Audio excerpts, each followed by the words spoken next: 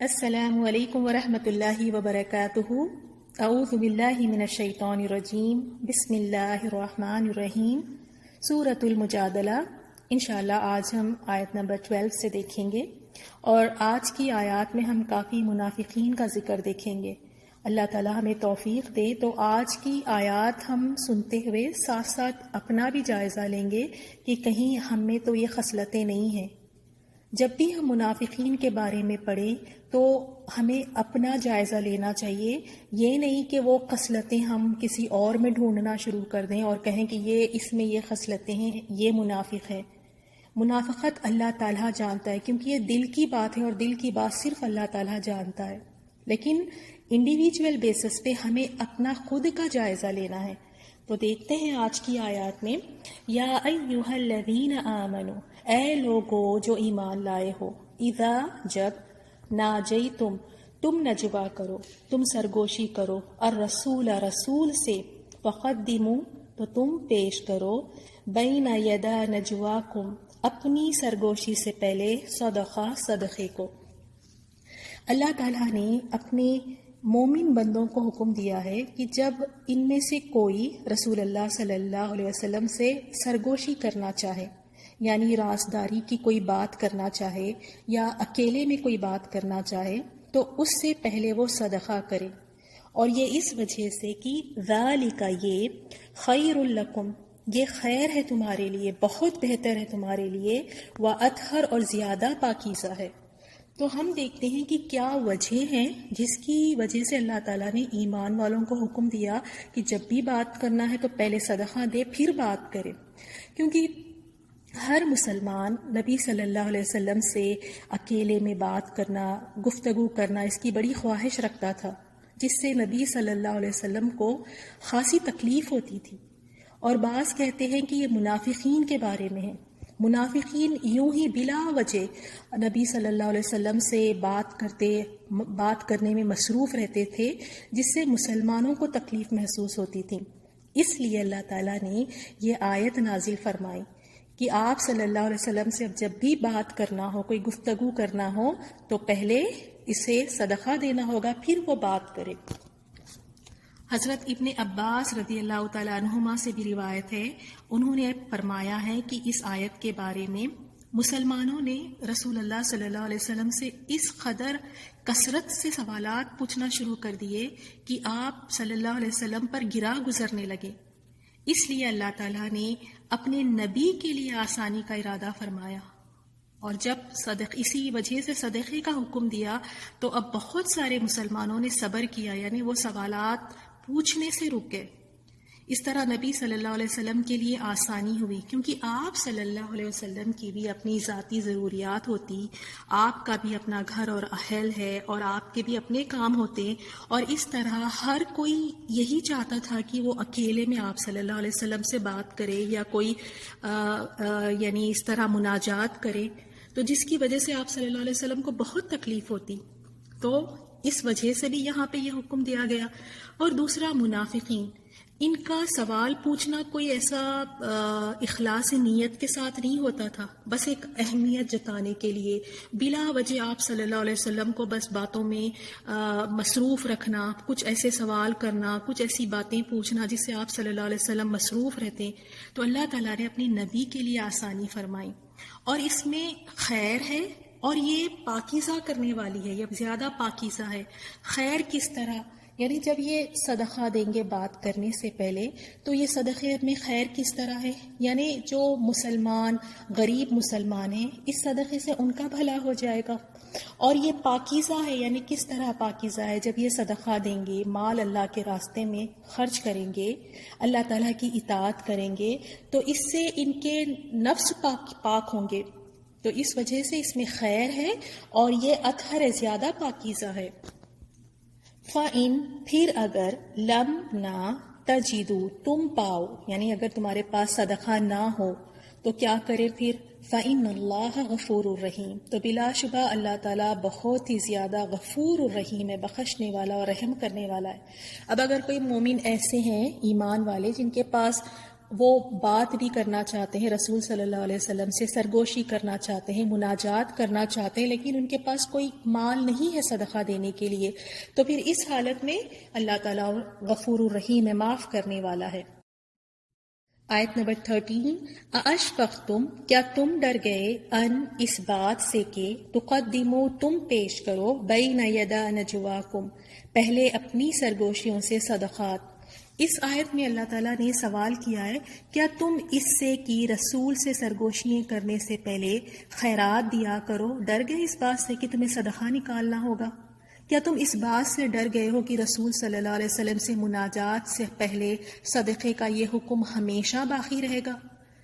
فَإِذْ لَمْ تَفْعَلُوا، چنانچہ جب نہ تم نے کیا، وَتَابَ اللَّهُ، اور متوجہ ہوا اللہ علیکم تم پر، فَأَقِیمُوا الصَّلَاةَ، تو تم قائم کرو الصلاۃ نماز، وَآتُوا الزَّکاۃ، اور تم دو زکوٰۃ، وَأَطِیعُوا اللَّهَ وَرَسُولَهُ، اور تم اطاعت کرو اللہ اور اس کے رسول کی۔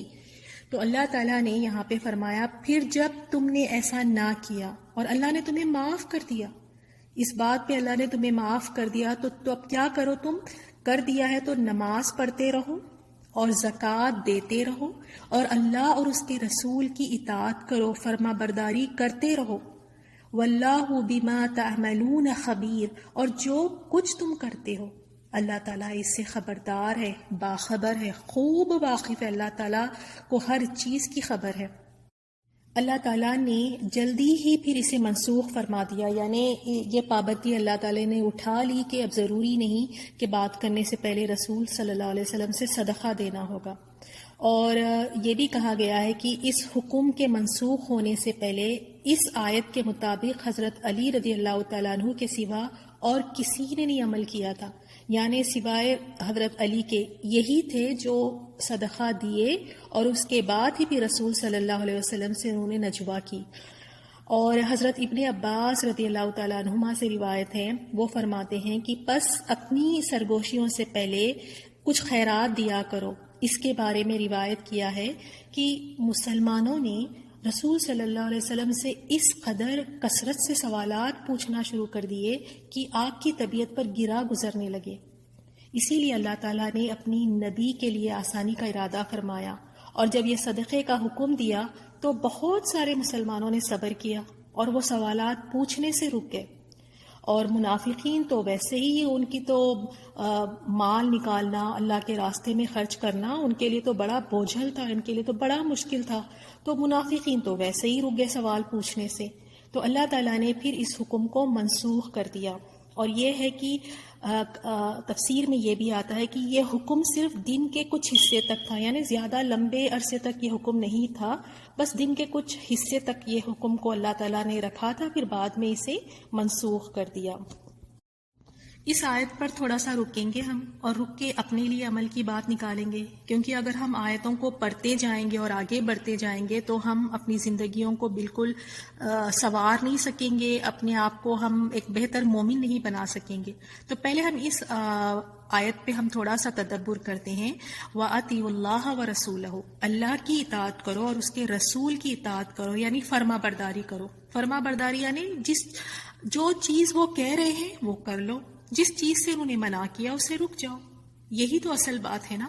تو اب دیکھیں کچھ ہی دن بعد 12 ربیع الاول آنے والا ہے۔ اب آپ بتائیں کہ کوئی بھی کام مومن جب کرتا ہے ایز اے نیکی سمجھ کر، خاص طور پہ نیکی سمجھ کر، عبادت سمجھ کر اگر کرتا ہے، تو کیا اپنی خودی سے کوئی بات دین میں نکال سکتا ہے، ایجاد کر سکتا ہے؟ اللہ تعالیٰ نے رسول صلی اللہ علیہ وسلم کو اسی لیے بھیجا تھا کہ ہم رسول صلی اللہ علیہ وسلم کی طرف دیکھیں اور آپ کی اطاعت کریں، آپ کو فالو کریں۔ تو ہمیں دیکھ لینا چاہیے کہ کیا رسول صلی اللہ علیہ وسلم نے یہ جو چیزیں کرتے ہیں 12 ربیع الاول میں، اس کی تعلیمات دی ہے، کیونکہ فرما برداری تو رسول صلی اللہ علیہ وسلم کی ہوں گی اور آپ کے صحابہ اکرام کی ہوں گی۔ کیا صحابہ اکرام نے یہ عمل کیا؟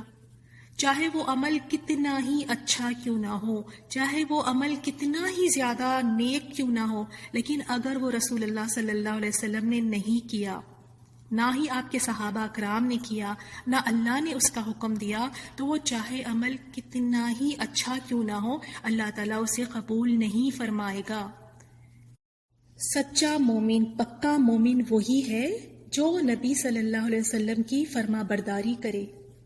تو اب اپنا خود جائزہ لیں کہ ان کچھ دنوں بعد 12 ربیع الاول آنے والا ہے، تو دیکھیے رسول اللہ صلی اللہ علیہ وسلم کیا کیا کرتے تھے ان دنوں میں، صحابہ کرام نے کیا کیا، ہم بھی وہی کریں گے۔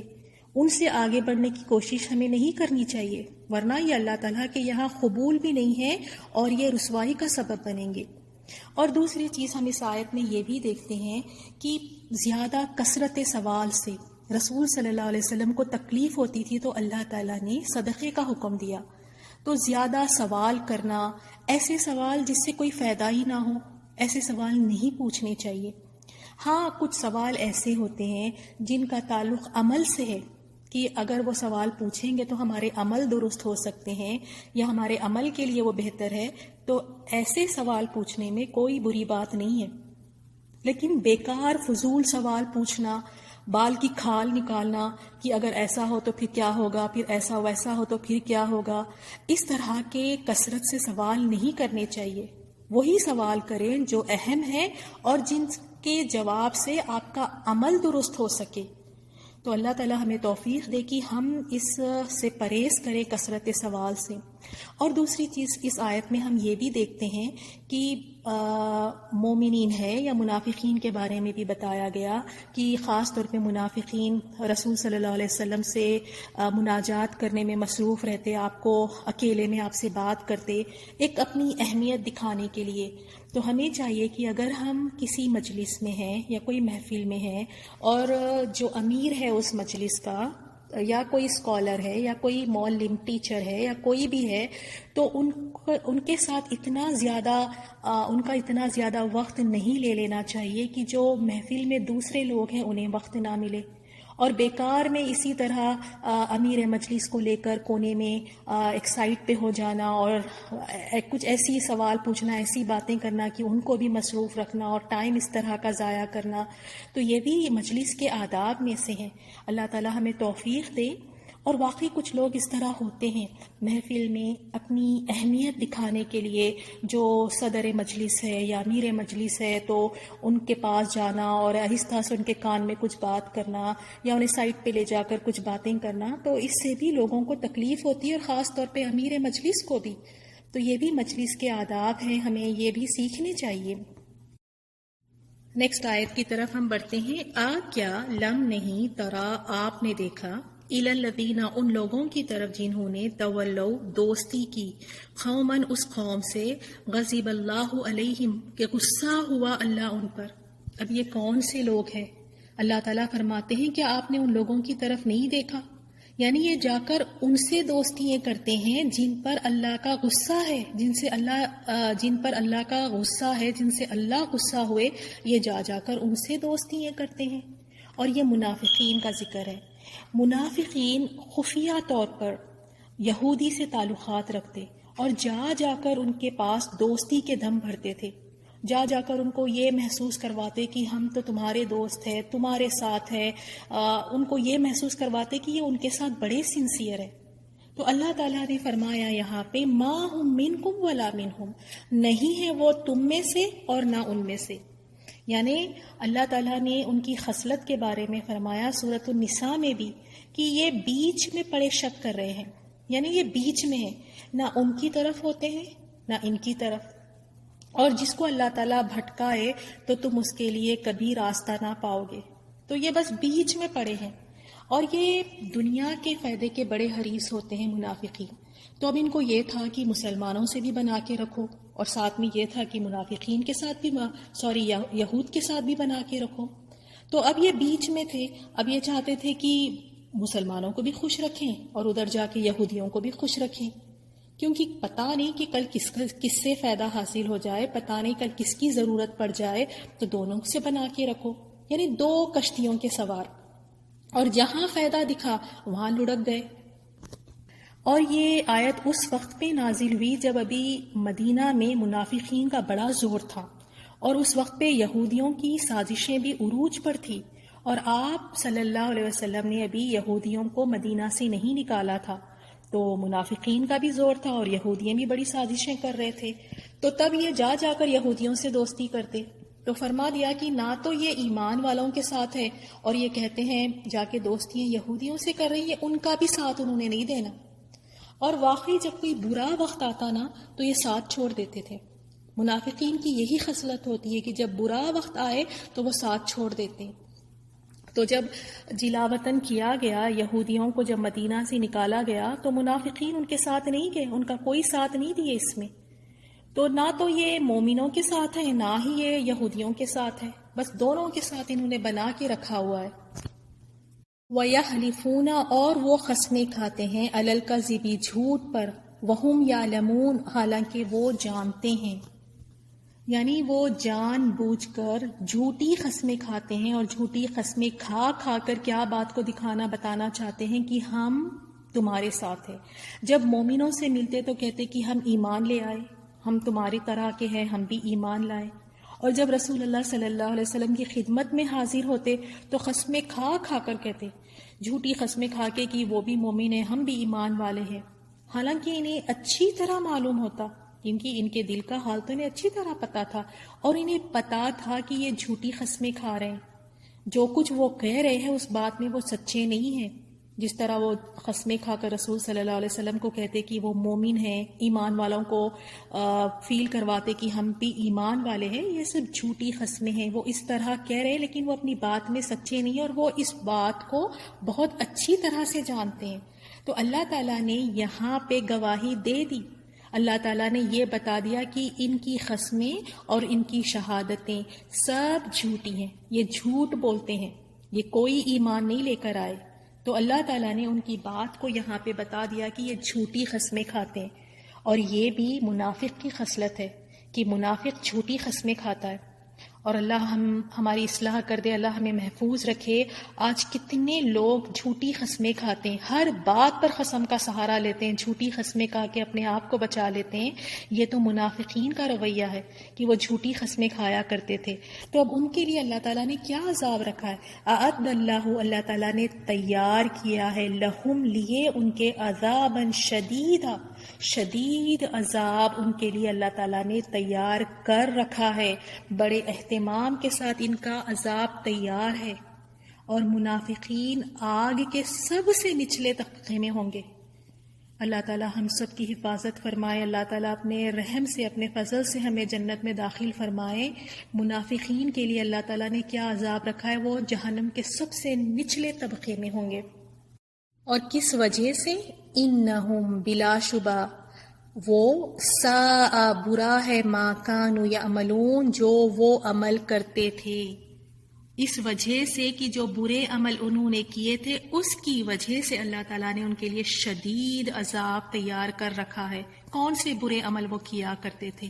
جھوٹی قسمیں کھانا، یعنی جھوٹی قسمیں کھا کھا کر مسلمانوں کو یہ احساس دلانا کہ ہم بھی مسلمان ہیں تمہاری طرح، یا جھوٹی قسمیں کھا کھا کر کہنا کہ نہیں، ہمارا تو یہودیوں کے ساتھ کوئی رابطہ نہیں ہے، ہم تو تمہارے ساتھ ہیں۔ اور دوسرا، جا کے ان سے دوستیاں کرنا، یہودیوں کے ساتھ، کافروں کے ساتھ دوستی کرنا، ان کے ساتھ ہمدردی اور خیرخواہی کرنا، اور اس کے برعکس مومنوں سے دشمنی رکھنا اور مومنوں کو دھوکہ دینا، کتنا برا عمل ہے یہ۔ اور پھر فرمایا اتخذوا، انہوں نے بنا لیا، یعنی منافقین نے بنا لیا، ایمانہم، اپنی قسموں کو، جنت، ڈھال، انہوں نے اپنی قسموں کو ڈھال بنا لیا۔ یعنی جس طرح ایک ڈھال اگر کوئی انسان کے پاس ہو تو وہ ڈھال کے ذریعے دشمن کے وار سے اپنے آپ کو بچا سکتا ہے، تو منافقین نے بھی اپنے آپ کو بچانے کے لیے انہوں نے قسموں کو ڈھال بنا لی، اور یہ اس وجہ سے انہوں نے جھوٹی قسمیں کھائی تاکہ مسلمان ان کے خلاف نہ ہو، تو انہوں نے جھوٹی قسموں کو ڈھال بنایا۔ فصدوا، پھر انہوں نے روکا، عن سبیل اللہ، اللہ تعالیٰ کی راہ سے، فلہم، لہذا ان کے لیے، عذاب مہین، عذاب ہے مہین، رسوا کن عذاب ہے۔ ایک تو انہوں نے قسموں کو ڈھال بنائی، اور دوسرا وہ کیا کرتے تھے، لوگوں کو اللہ کی راہ سے روکتے تھے۔ یعنی وہ کس طرح لوگوں کو اللہ تعالیٰ کے راستے سے روکتے تھے، حالانکہ خود اپنے آپ کو ایمان والے کہتے تھے۔ انہوں نے ایمان کو ظاہر کیا، دکھایا کہ یہ بڑے ایمان والے ہیں، اور اپنے اندر انہوں نے کفر کو چھپایا اور جھوٹی قسموں کا سہارا لیا، اور پھر اس کی وجہ سے جو لوگ تھے وہاں پہ، جو مومن تھے، جو دوسرے مسلمان تھے، ان کو سچا سمجھتے اور پھر ان کے باتوں میں آ جاتے، ان کے بارے میں فریب میں مبتلا ہو جاتے. اس طرح سے یہ لوگوں کو کنفیوز کر دیتے تھے، ایسے ان میں شک و شبہات ڈال دینا، اور لوگوں کو لگتا کہ یہ بھی تو مومن ہے نا، اگر یہ کہہ رہے ہیں تو واقعی یہ بات سچی ہوگی. تو یہ لوگوں کے دلوں میں شک و شبہات ڈالنا، ان کو فریب میں مبتلا کر دینا، اس طرح سے یہ دوسرے لوگوں کو روکتے تھے، اللہ کے راستے سے روکتے تھے. تو اسی لیے ان کے لیے رسوا کن عذاب ہے. اور رسوا کن اس لیے کیونکہ انہوں نے اللہ تعالیٰ کا نام لے کر ایسی جھوٹی قسمیں کھائی، حالانکہ اللہ تعالیٰ کا نام بڑی عظمت والا اور شان والا نام ہے. اللہ تعالیٰ کے نام کی تعظیم ہونی چاہیے. انہوں نے اللہ کے نام کی توہین کی تھی، اسی لیے اللہ تعالیٰ نے انہیں رسوا کن، رسوا کرنے والا، ذلیل کرنے والا اللہ تعالیٰ ان کو عذاب دے گا. اللہ تعالیٰ ہم سب کی حفاظت فرمائیں. نیکسٹ آیت میں ہم دیکھیں گے منافقین کی اور 2 خصلتیں، اور اکثر ہم میں یہ ہے اللہ تعالیٰ ہم سب کی اصلاح کر دے. نیکسٹ لیسن میں ہم دیکھیں گے کہ وہ کون سی 2 وجوہات تھی جن کی وجہ سے یہ منافقت کیا کرتے تھے. ان آیات کی تلاوت سنیں. المجادلہ آیت نمبر 17 سے.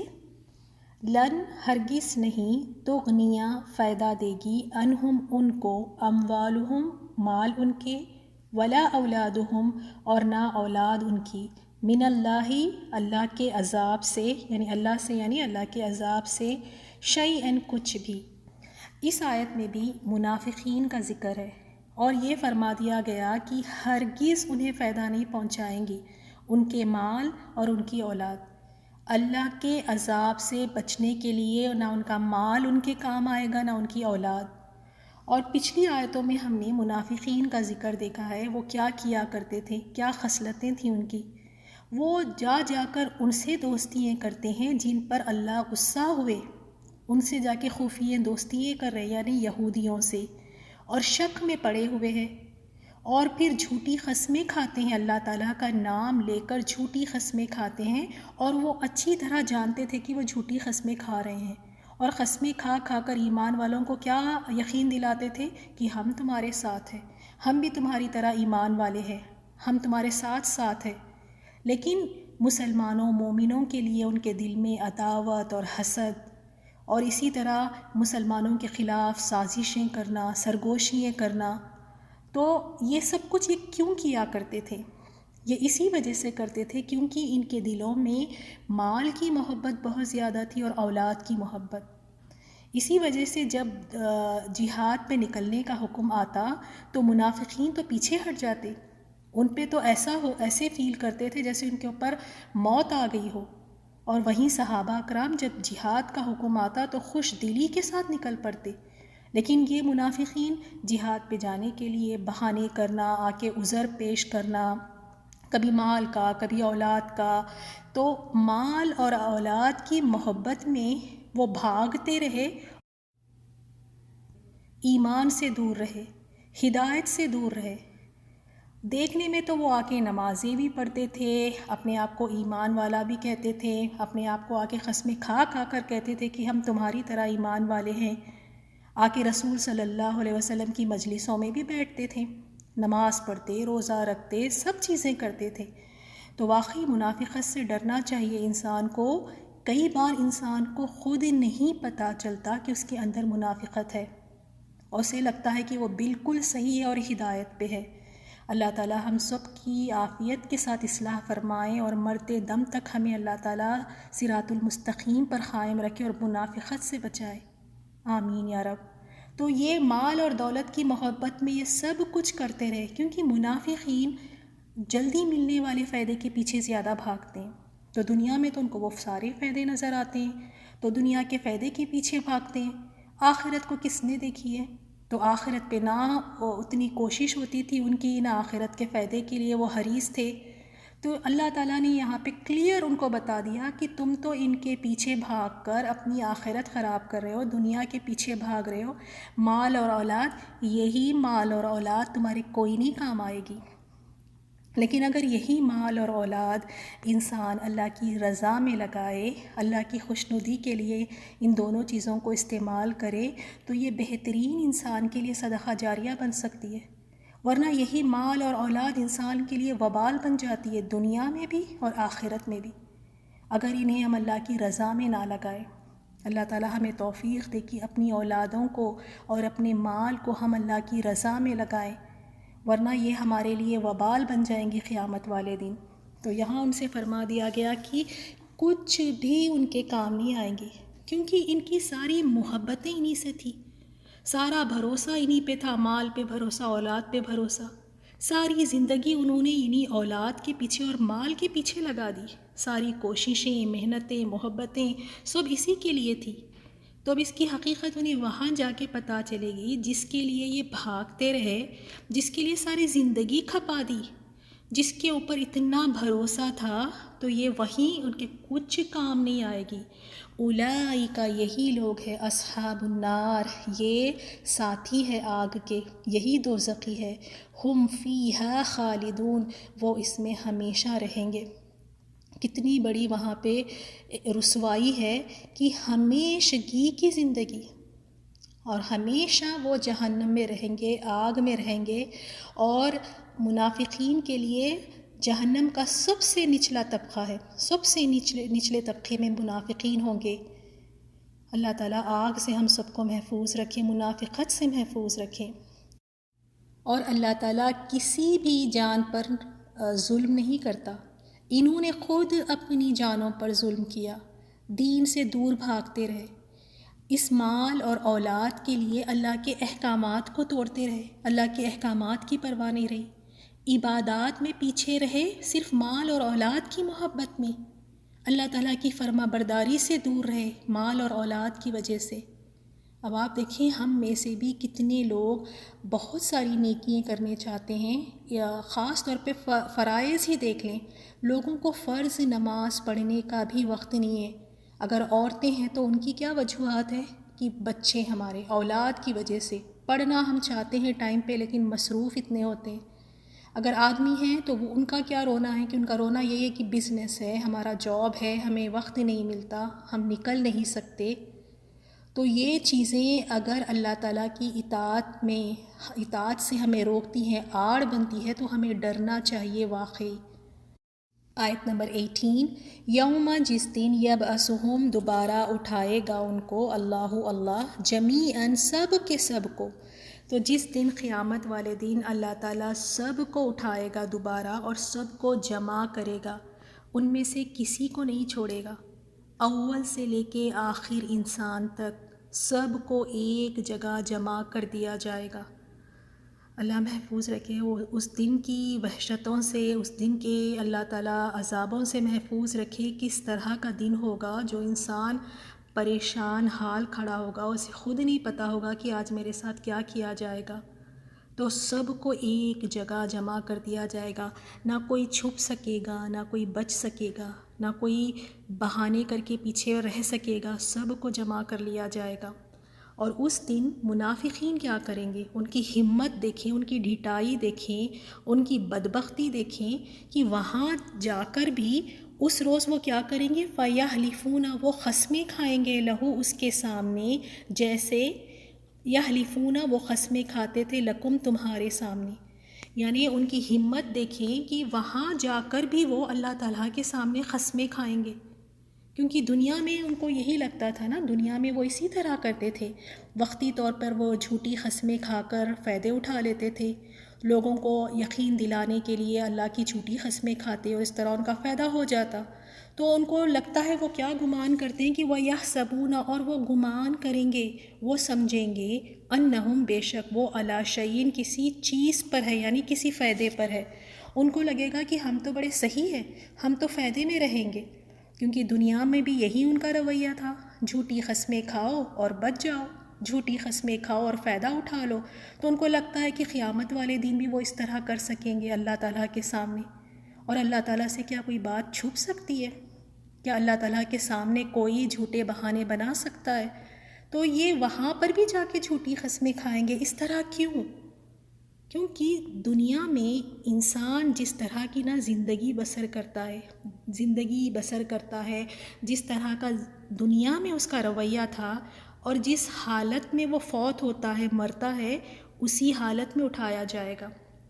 تو زندگی میں کیا کیا کرتے تھے؟ جھوٹی قسمیں کھایا کرتے تھے، موت بھی اسی حالت میں آئی کہ قسمیں کھایا کرتے تھے جھوٹی، تو وہاں اٹھیں گے بھی تو اللہ تعالیٰ کے سامنے بھی جھوٹی قسمیں کھائیں گے۔ اللہ تعالیٰ محفوظ رکھیں۔ دیکھیں کہ انسان جس چیز کا عادی ہوتا ہے، جس چیز کے ساتھ ایک زندگی گزر کرتا ہے، اور جس چیز پر اس کی موت آتی ہے، اسی چیز پر اٹھایا جاتا ہے۔ اسی لیے ہمیں چاہیے کہ ہم برائیوں سے، گناہوں سے ہم پرہیز کریں، دور رہے، تاکہ ہماری زندگی اچھی گزرے، نیکیوں میں گزرے، اور موت بھی آئے تو نیکی کی حالت میں، اور جب اٹھائے بھی جائے تو نیکی کے ساتھ۔ تو وہ خیال کیا کریں گے کہ وہ بڑے فائدے میں رہیں گے، یعنی ان کو لگے گا کہ ہمیں تو بڑا مقام ملے گا، ہمارے لیے تو فائدے ہیں۔